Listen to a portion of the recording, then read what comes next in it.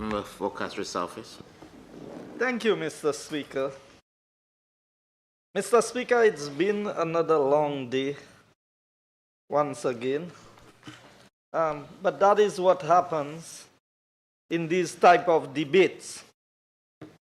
But Mr. Speaker, in light of the discussion here, I stand to lend my support to the borrowing of these funds as indicated for budgetary support and also for the development of the playing facilities. You see, Mr. Speaker, as I listen to the debate on the other side, they seem to be speaking on both sides. Yes, we support sporting facilities. No, we don't support the government going about it this way. Now, Mr. Speaker, a government was elected, and the government was elected on the mandate by the people of St. Lucia to carry out the functions. And members are free to ask every question they want to ask. I have no problems with that. But when this Honorable House, Mr. Speaker, there will be an attempt to convey wrong information to the Honorable House. And Mr. Speaker, I'm hoping that at some future time, we can get to understand that document that the House was suspended for more than half an hour, where that document came from, because there are so many leaks. And it appears to me from what I see that it's a doctored document that an honorable member of the House is trying to use to convey the wrong information. Mr. Speaker, that is a serious cause for concern. Because all of us want to score political points on the government side, on the opposition side.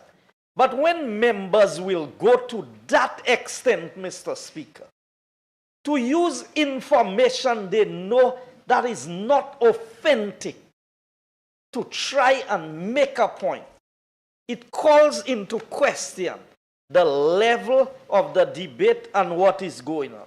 But Mr. Speaker, I move on because it is important that I made this point so that persons understand not everything that comes here is as reliable as it appears to be. The member for Dennery North highlighted the issues pertaining to playing fields in my area, Bexon, Bele. And that is true. There are issues with these playing facilities. But there were plans, Mr. Speaker, for the Bexon playing field. The billboard and everything was up. When the work was done on the Bexon playing field, I heard about it in the Honorable House that work would be done. I saw the work being done. But what happened, Mr. Speaker? The field was resurfaced at the lowest level in the Bexon Basin. So the road is higher, the berm for the river is higher, the school is higher, and everything around the field is higher. So it becomes the ponding area for all the water. The experts who are used, I would assume that the money that was spent was not just spent carelessly and recklessly.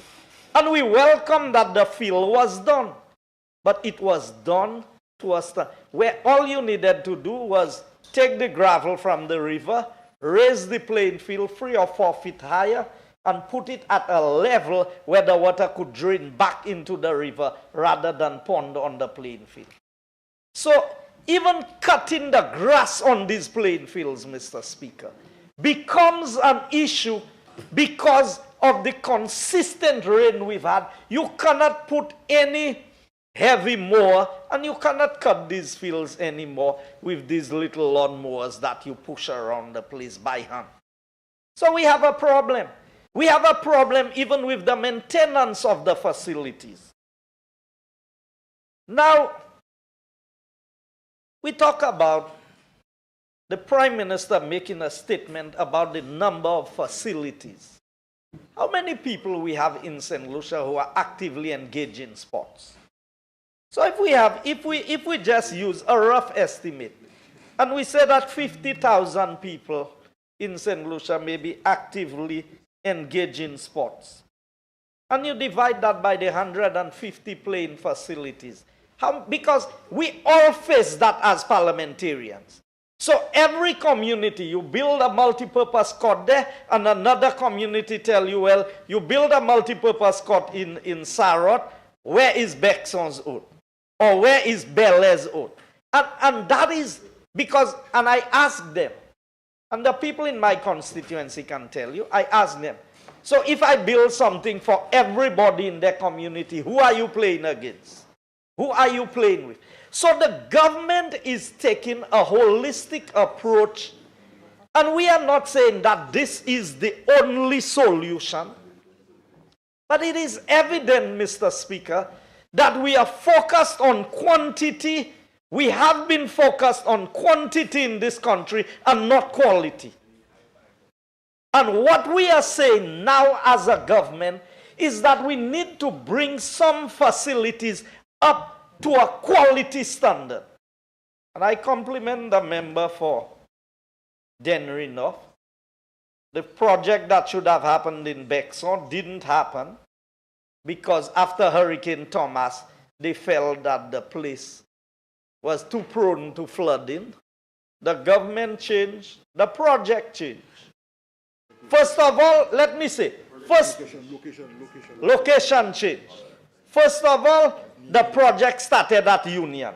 We said Union had a high water table, and it was one of the best agricultural pieces of land because of the collection of everything that washes down from the hill. No. If you go to Bonsejour now, by the time you put an excavator in the ground and you dig less than 2 feet, there's no more topsoil. So Mr. Speaker, when members come to this honorable house and debate these issues, the facts speak for itself, Mr. Speaker. And so, I didn't come and make noise in the house when I didn't feel that the project should have been moved from Bexon. Honorable But Mr. Speaker, the reality is the government changed, and the government of the day had a different mandate. I accepted that. Nobody ever heard me complain how the project that should have been in Bexon ended up in Larry Shoes. The youth officer said he wants it there. Grand Riviere, I didn't make noise about that. We know.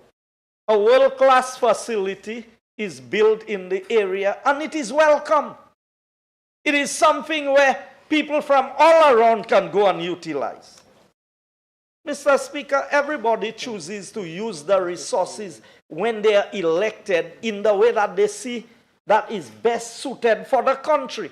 The problem I am having here today, Mr. Speaker, is the opposition had 5 years in government to implement their programs, to do what they were elected to do for the people, refused to do it, and today want to dictate to the government what we should do and how we should do it. So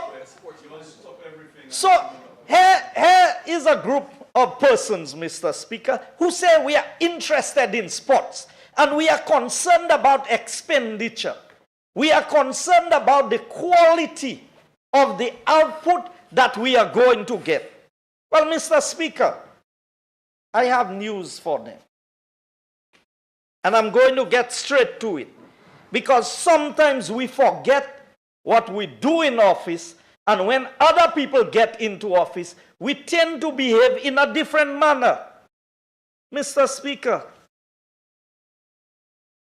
Now, this field was done in Grand Ravine. And this has been made a document of the House in the past. Projects being undertaken through the National Lotteries Authority. 2015, 2016. And during a previous discussion here, Mr. Speaker, it was said that, oh, money was not spent during elections. But, Mr. Speaker, I will just give you, I will not call the names of the contractors. Huh? I will not mention the names of the contractors. But I will tell you, contracts that were issued, and I will, Larry Shoes playing field, $159,761.17. Larry Shoes playing field. The first one was reinforced steel. The second one is reinforced steel variation. So a contract of $159,761 was issued. There was a variation or an addition, if you want to call it, or was it cost overrun? But I am going what is there. Variation. $67,570. Larry Shoes playing field, $78,147. Larry Shoes playing field again, $28,185. Larry Shoes playing field, excavation and earthworks, $372,199. Larry Shoes playing field, excavation and earthworks variation, $99,525.01. Now that's just one playing facility we're talking about there. It doesn't, I did not total, but that's a substantial amount. That's a substantial amount, maybe close to $1 million or over $1 million.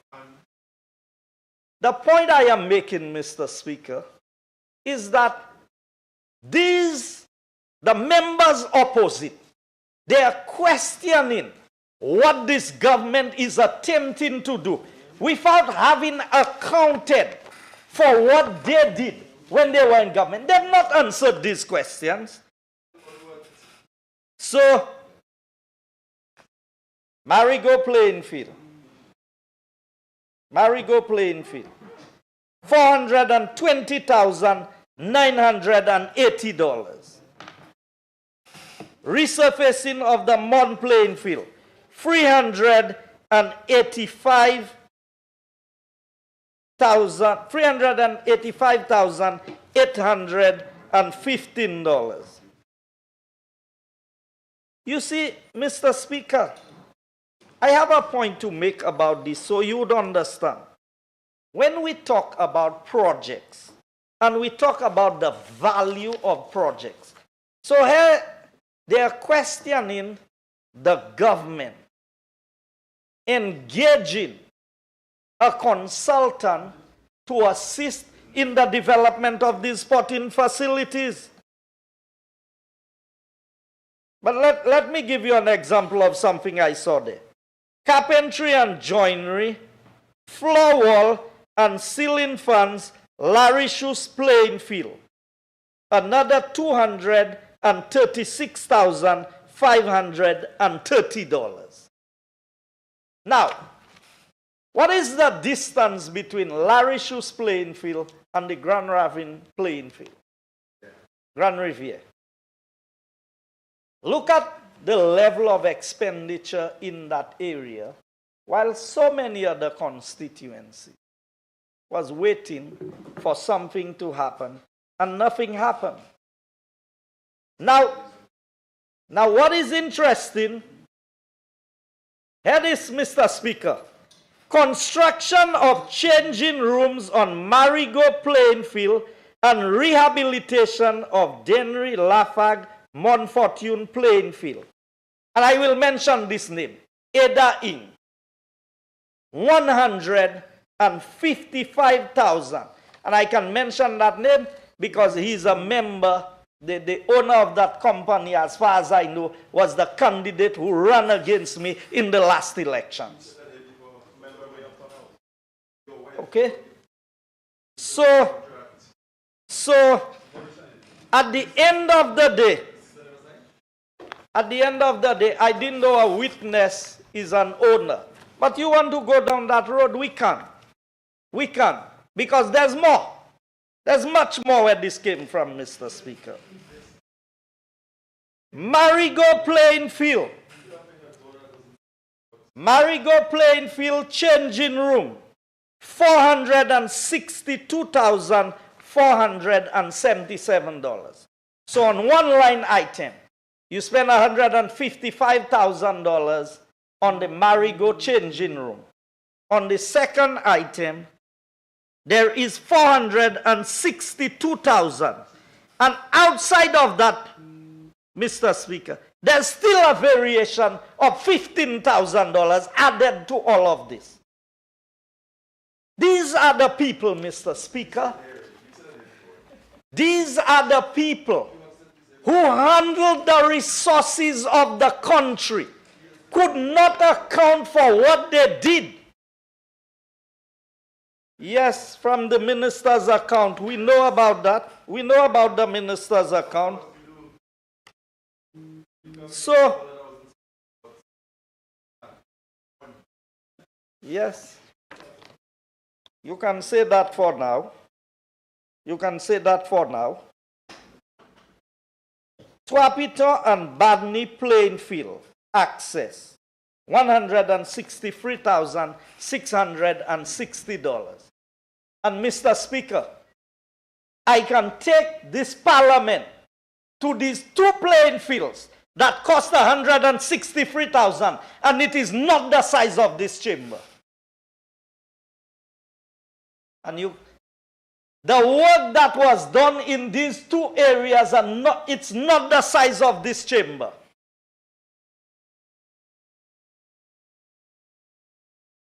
You want to challenge me on that, honorable member? Let's go to Twapiton.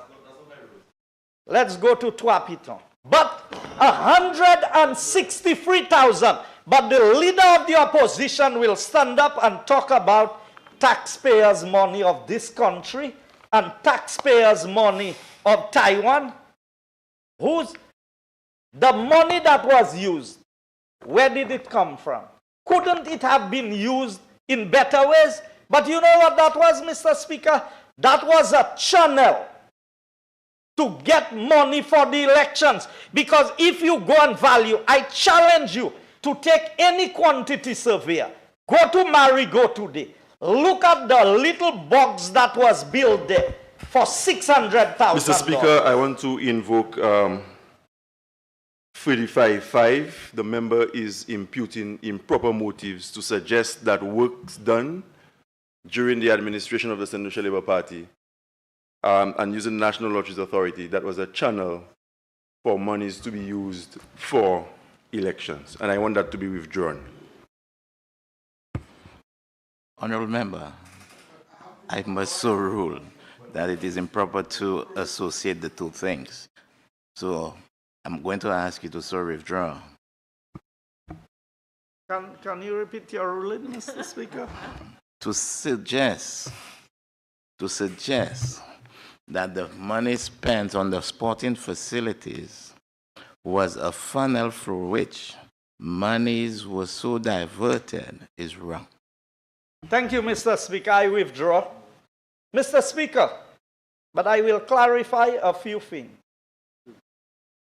When a certain candidate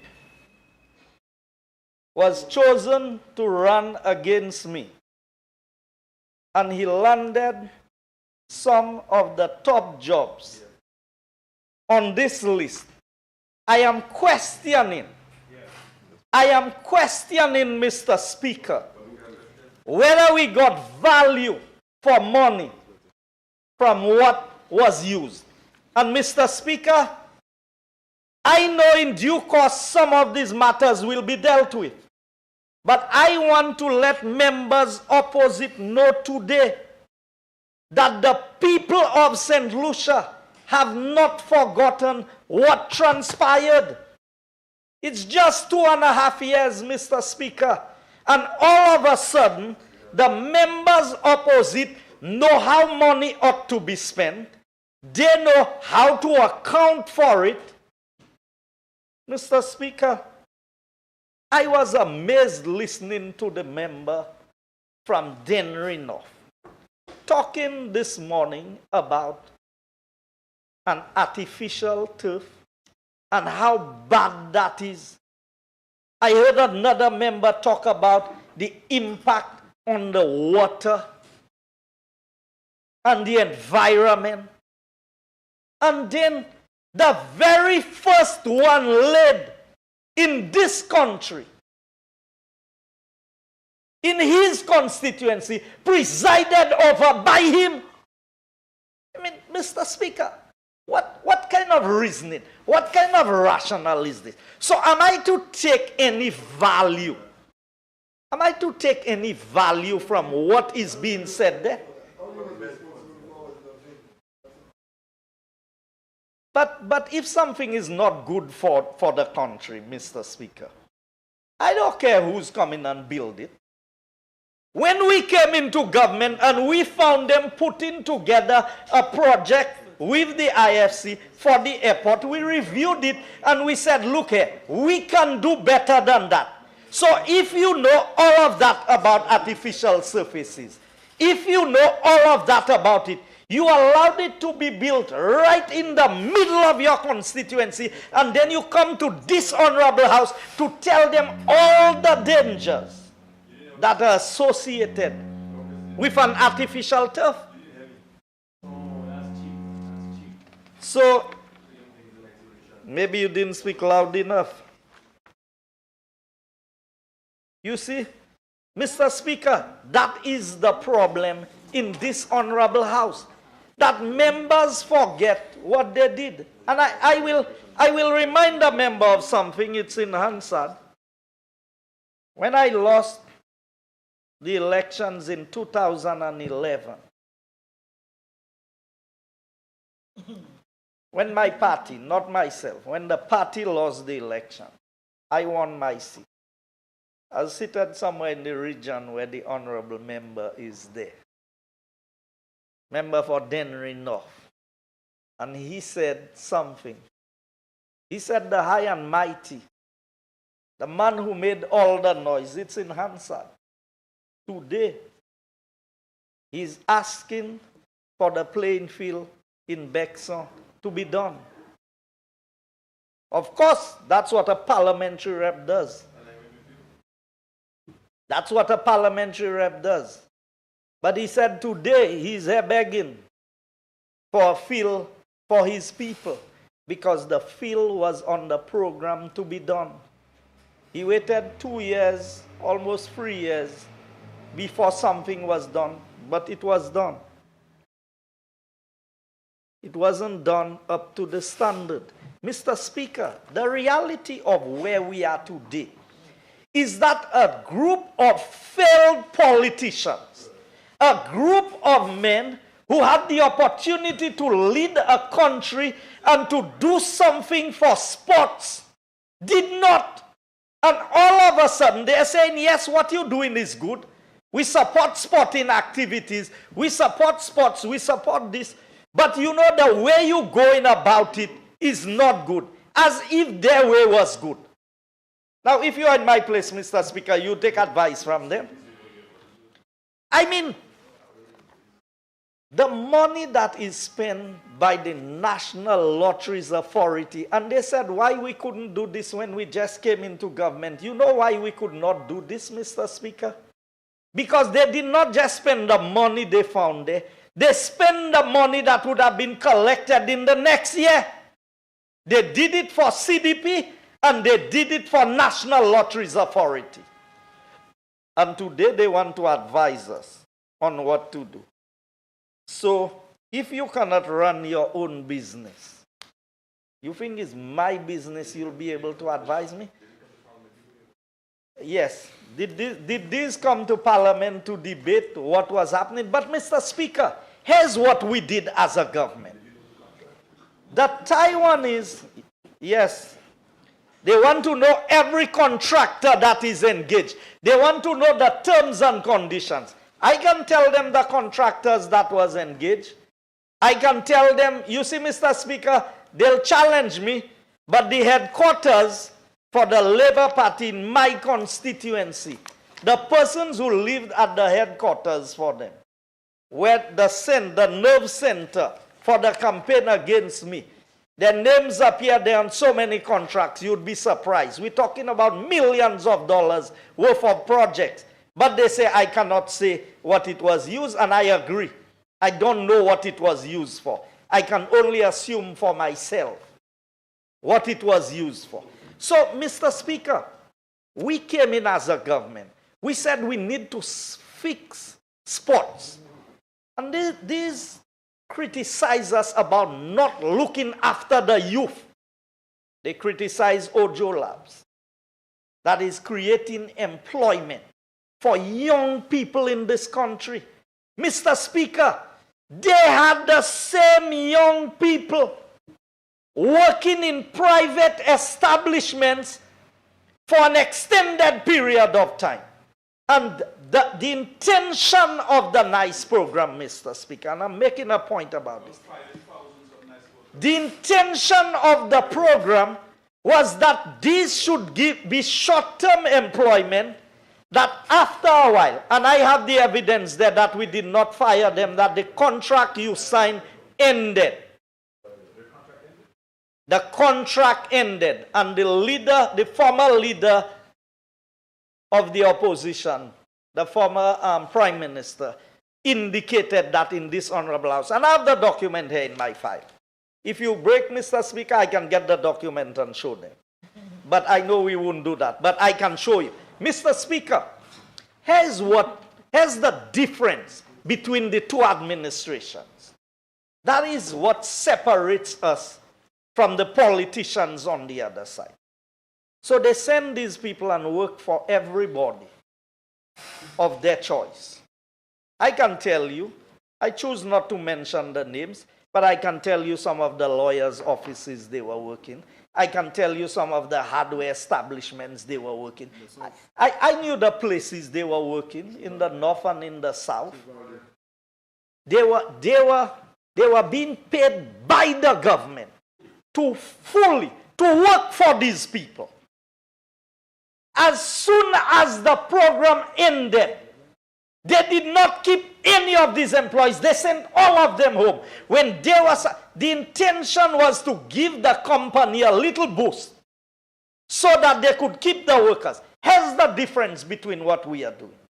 Under this administration, we pay the fees for a little while, but these people remain on permanent employment with the establishment of Ojo Labs. And they're developing a skill set that they can use anywhere they go in the world. That is the opportunity we are giving to the young people. So I don't have a sporting facility in this round of projects, but I fully support the project. Because you know why? Soufrière is in a location where you need a facility of that nature that can be accessed by Soufrière and its environs. You have the area, the Elwin Maslin ground in Vieux-Fort. It was under the UWP administration that we enclosed this facility, and it can now be used as a revenue-generating facility for major activities in the South. So, Mr. Speaker, when we talk about what we are attempting to do with this sporting program, converting or turning the Grosile Secondary School into a sports academy. They're saying that there's no plan. The member for Castries South is saying, what is the plan? Because they don't have a plan. Our plan is well laid out, Mr. Speaker. It's in the manifesto. The leader of the opposition has a copy. He should share it with his members. Because we are clear as to where we are going. And so, we are not just talking the talk, Mr. Speaker. We are making a serious investment in the young people of this country. The sporting facilities is not for people like me. Even though they say the member couldn't figure out what sports I played. But I played cricket. I represented Mon Technical College in playing cricket. At that time, it wasn't Safa. And when I used to play my softball cricket, we used to go down to the ramp at Ragery before the hotel was there. So I played my cricket. I've done my fair share of sports. But you know what, Mr. Speaker? This year is 23 years I have been the sponsor of cricket tournaments in my constituency. So we don't just talk the talk, we walk the walk. And I started that way before I dreamt of being in politics in 1995. So, Mr. Speaker, the point I am making about where we are going as a government, and I want the young people of St. Lucia to understand what we are saying and what the overall plan is. We are attending to the social needs. So you heard the member for Grozile. I mean, we could have closed the debate after the member for Grozile spoke.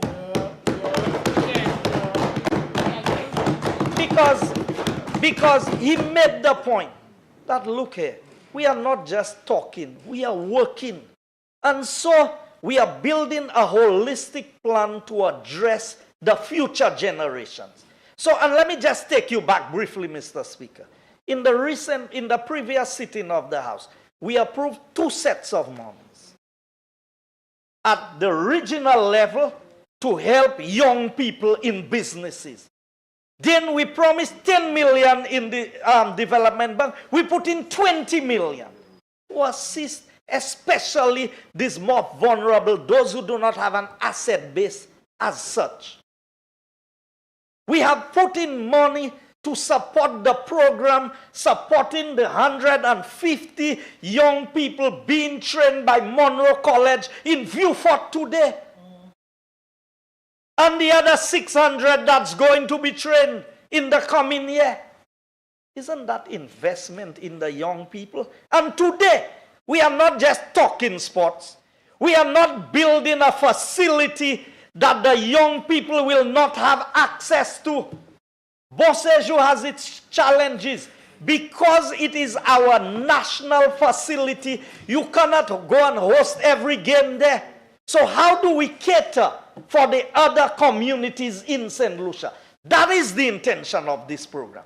To strategically place sporting facilities in locations around the island. East, west, north, and south. So that everybody will be in proximity to a sporting facility. And that's not new to UWP. I remember in the days of Sir John, when he started building health centers all around the island, the then health policy was that within a 1-mile radius, there should be a health facility within a health center within a 1-mile radius of everybody who resides in a particular area. So, Mr. Speaker, in closing, Mr. Speaker, I want members to understand, and I want the young people of St. Lucia especially to pay attention. We are going to invest in these facilities. This is not talk anymore. This is work beginning to take place. This is work that is going to enhance our sporting facilities and bring it up to a standard that is second to none.